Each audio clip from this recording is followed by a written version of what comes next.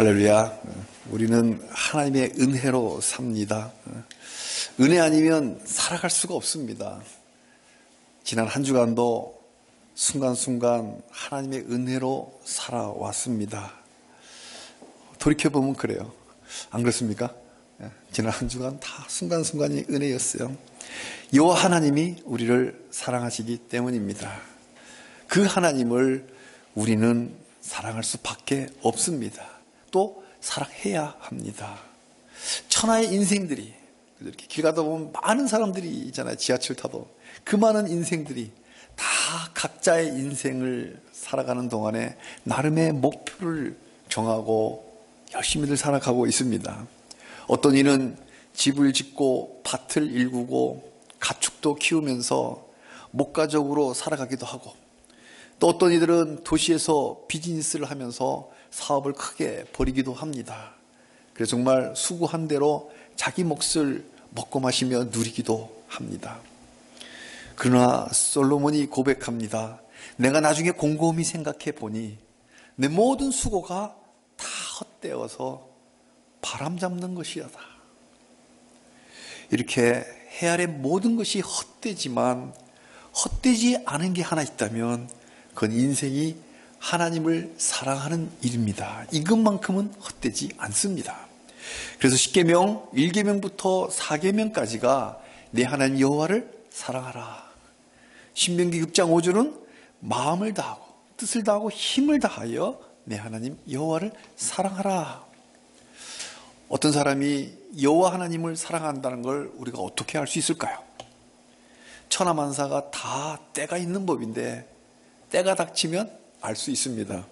진짜 사랑하는지 아닌지는 때가 되면 알 수 있어요. 그러니까 겪어보면 아는 거예요. 신명기 6장부터 10장이 가르쳐 줍니다.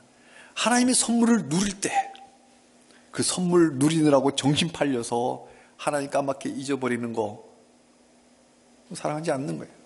그러나 선물을 누릴 때라도 누리지 말라는 게 아니에요. 누리면서도 하나님 잊지 않고 하나님 기억하는 거, 그 사람이 하나님 사랑하는 겁니다. 또 어떨 땐 적군이 나보다 강할 때가 있죠. 그걸 보고는 두려워하거나 가슴 졸이지 않는 거. 적군이 크다고 해서 가슴 졸이면 그 하나님 사랑하는 거 아니에요. 갖출 거 다 갖추어서 풍부할 때가 있잖아요. 가난할 때가 있지만 부할 때도 있는 거예요. 그 풍부할 때라도 거만하지 않고 여호와 하나님을 잊지 않는 게 하나님 사랑하는 겁니다. 무엇보다 자기를 자랑하고 싶어질 때 그때 자기 자랑하지 않고 그 교만이에요. 하나님의 은혜임을, 내가 잘된 거 하나님 은혜임을, 내가 100점 맞은 거 하나님 은혜임을 아는 거, 이게 하나님 사랑하는 거예요. 오늘 본문 11장은 하나님을 사랑하라는 이 명령의 요약본입니다. 그러니까 6장부터 10장까지의 결론이 11장입니다. 사람이 하나님 여호와를 사랑하면 어떻게 살아갈까요? 지금까지 잊지 말라 기억하라고 하는 소극적 명령에서 좀 더 적극적으로 어떻게 살아갈까요?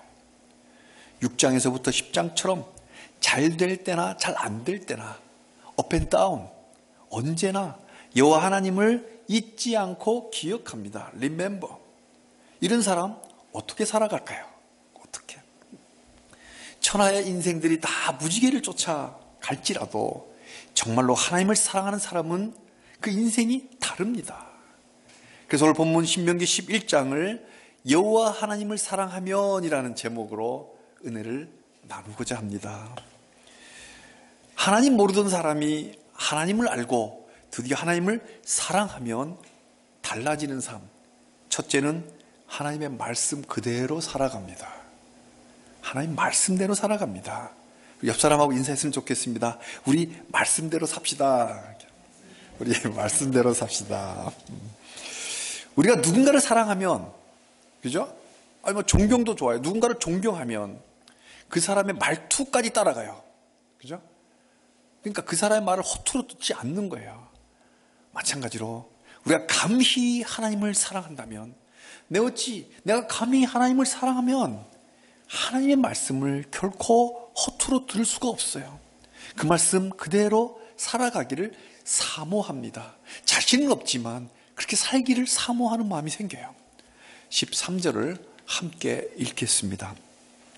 내가 오늘 너희에게 명하는 내 명령을 너희가 만일 청종하고 너희의 하나님 여호와를 사랑하여 마음을 다하고 뜻을 다하여 섬기면, 하나님을 사랑한다면 청종한다.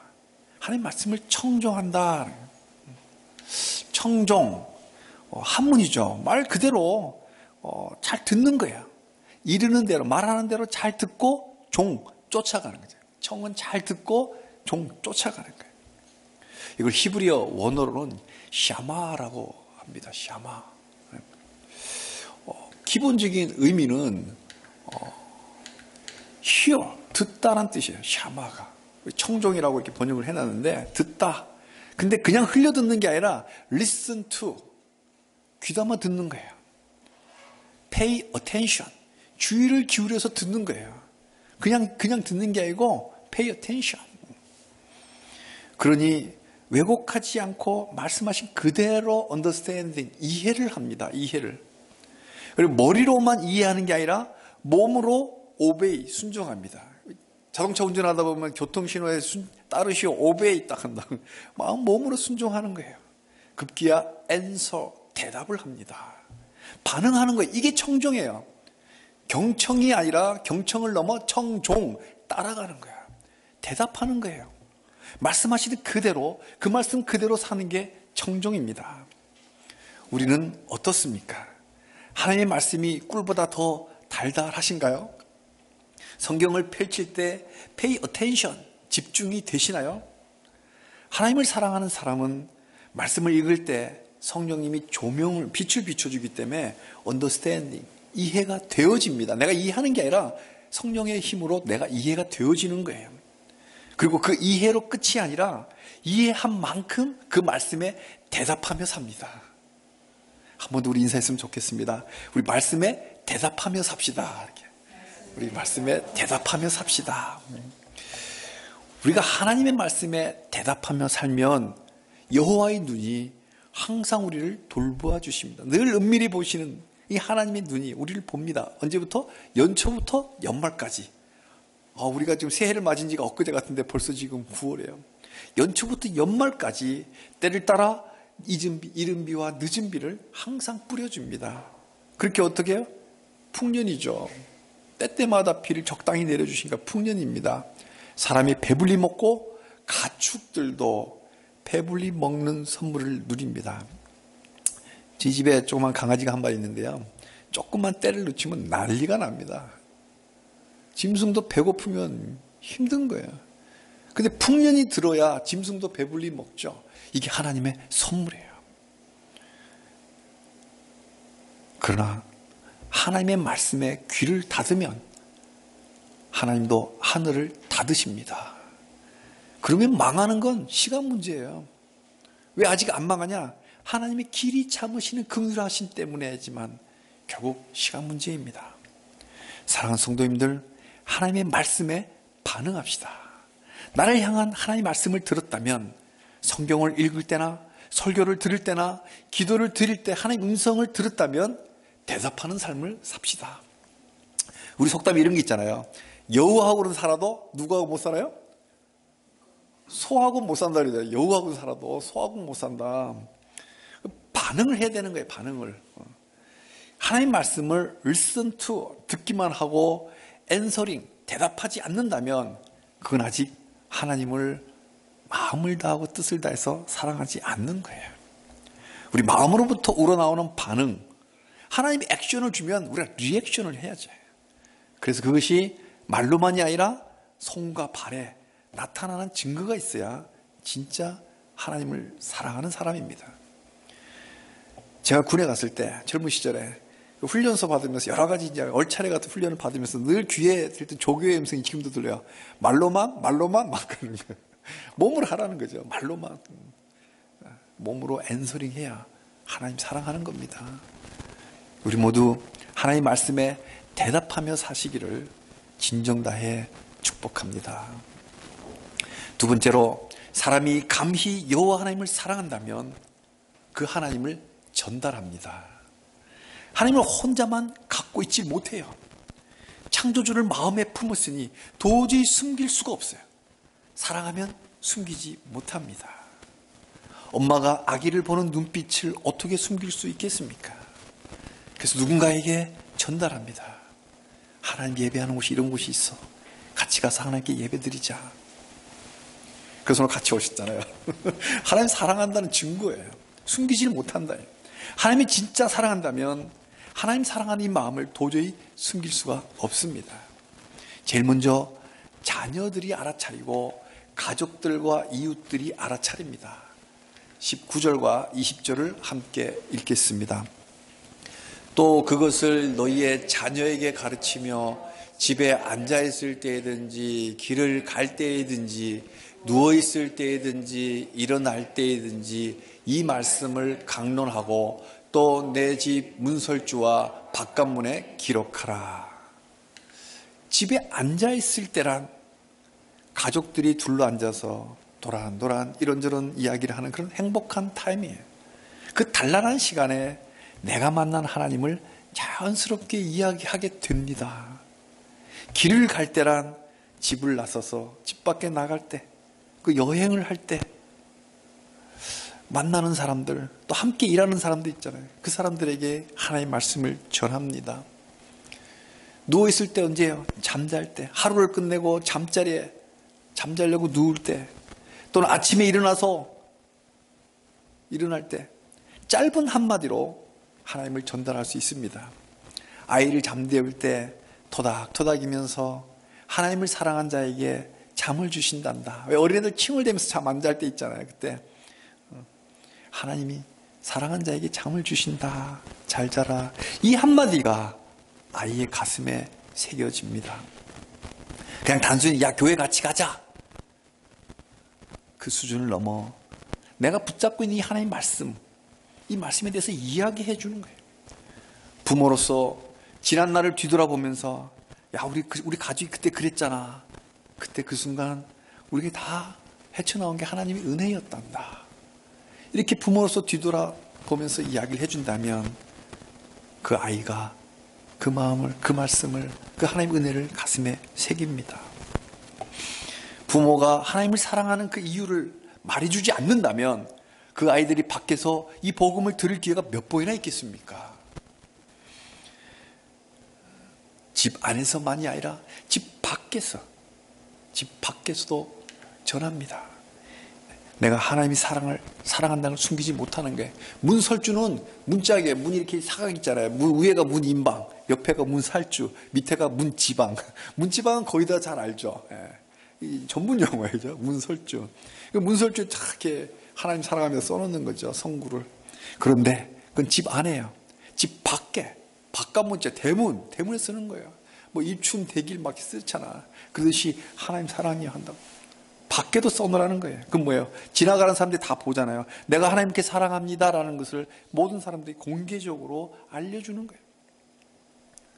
나는 하나님 사랑하고 난 하나님 의지한다고 세상에 알리며 당신들도 하나님을 한번 의지해 보세요라고 하는 전달이에요. 전달.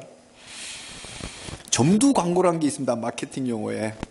자기 집이 간판 거는 거예요. 굉장히 효과가 크다.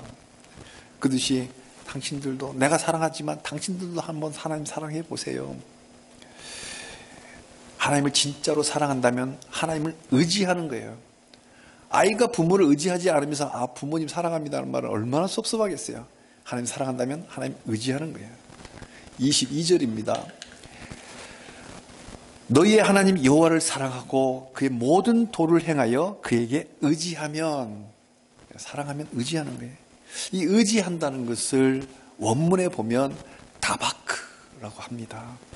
이거는 다바크가 무슨 뜻이냐? 의지하다고 번역을 해놨는데 다바크의 원어의 뜻은 짝 달라붙다예요. 달라붙다. 딱풀 있잖아요. 딱풀. 풀처럼 딱 밀착. 좌우로 밀착 딱 붙는 거예요. 굳게 결합하다 이런 뜻입니다. 하나님을 의지하는 사람은 하나님께 딱 붙어 있는 사람입니다. 떨어지지 않아요. 하나님과 딱 붙어 있으니 그 사람을 보면 뭐가 보여요? 하나님이 보이죠. 딱 붙어 있는 사람이니까. 다바크. 하나님 의지하는 사람. 그러니까 그 사람을 보면 붙어 있는 하나님 덩달아 같이 보이는 거예요. 하나님 사랑하는 사람을 보면 그에게서 하나님이 보일 수밖에 없습니다. 그래서 옆에 사람들이 당신이 섬기는 하나님이 진짜 살아계신겨 보. 당신 잘 되는 거 보니까. 그래서 성도는 복의 통로입니다. 아브라함의 사명이, 이 4000년 전 인물 아브라함의 사명이 복의 통로가 되는 거예요. 창세기 12장 3절에 땅의 모든 족속이 너로 말미암아 복을 얻을 것이라. 복하는데요. 복을 얼마나 우리가 좋아하는지 제가 중국에 가보니까 중국도 복을 되게 좋아해요. 중국 사람들은 복을 거꾸로 붙여놔요. 빨간 바탕에 노란 글씨 써놨는데 복을 왜? 하늘에서 내려온다는 상징으로 했더라고요. 상당히 성경적입니다. 네. 근데 그 복이 우리나라는 지금은 안 그렇지만 숟가락에 복 다 있고 밥그릇에 다 복자 붙여놨죠. 요즘은 없더라고요. 근데 이 복의 진짜 의미는 뭐냐면 여러 가지 필요한 것들이 넘치고 편한 이런 뜻이 아니라 하나님이 어떤 사람과 함께 있다는 뜻이야. 다바크. 하나님이 함께 하신다. 붙어 있다. 이게 복이에요. 왜? 사람은 하나님 형상으로 지어졌잖아요. 그렇기 때문에 하나님과 함께 있는 게 당연한 복이에요. 저주는 뭐예요? 거꾸로 하나님과 떨어지는 거, 분리된 거. 이게 저주입니다. 분리불안증, 다 이런 게 다 저주예요. 하나님과 떨어지는 거. 복이라는 게 하나님과 함께 있는 거기 때문에 우리 복의 통로가 뭐예요? 나를 통해서 저 사람에게 하나님이 함께 하시게끔 인도해 주는 거. 이게 바로 복의 파이프라인이에요. 우리는 복의 통로라는 이 아브라함의 사명을 이어받았습니다. 우리 영적 아브라함의 후손이기 때문에. 그래서요, 내가 경험한 이 하나님의 은혜를 전달합니다. 내가 만난 하나님, 성경에 고스란히 담겨 있으니까 이 성경 말씀을 그대로 전달합니다. 그래서 그들도 예수님을 믿으면 하나님을 경험하게 되고 그러면 복이 전달된 거예요. 우리 전도로 인해서 그 사람이 하나님 경험하게 되면 그 사람에게 복이 임하고 복이 전달되기 때문에 우리 복의 통로를 사명을 완수한 거죠. 우리 모두 영원한 세계 하나님 나라를 전달하는 복의 통로가 되어 복의 통로로 사시기를 주님의 이름으로 축복합니다. 세 번째로 죄인이 어쩌다가 하나님의 은혜를 입어 여호와 하나님을 감히 사랑한다면 하나님을 선택합니다. 초이스합니다. 세상을 선택하지 않고 하나님을 선택합니다. 과거에 그렇게 좋았던 세상이 싫어집니다. 성도에게 중립이란 없습니다. 하나님도 사랑하고 동시에 세상을 사랑할 수는 없습니다. 둘 다 잡을 수는 없어요. 이솝 우화에 이런 거 기억나시나요? 개가 고기 덩어리를 물고 막 가다가 연못에 있어갖고 연못을 보니까 자기 물에 비친 모습을 보고 자기 건지 모르고 고기 덩어리 탐이 나서 멍멍 짖은 거예요. 그러니까 고기가 어떻게 돼요? 물에 툭 떨어지는 거죠. 자기 것도 잃고 물에 비친 것도 잃고 둘 다 놓친 거예요. 우리는 하나님과 세상의 양다리를 거칠 수는 없습니다. 하나님께 붙느냐 세상에 붙느냐 어디에 다바크하느냐 하나님을 사랑할 거냐 하나님을 거절할 거냐 하나님의 복을 받아 누릴 거냐 아니면 세상의 쾌락을 무지개처럼 끝까지 쫓아만 갈 거냐 선택해야 합니다. 26절입니다. 내가 오늘 복과 저주를 너희 앞에 두노니 너희가 만일 너희 하나님 여호와의 명령을 들으면 복이 될 것이요 너희 하나님 여호와의 명령을 듣지 아니하고 다른 신들을 따르면 저주를 받으리라. 복과 저주를 우리 앞에 놓아두고 선택하라고 하십니다. 복이냐 저주냐 하나님을 택하면 하늘의 창문이 열립니다.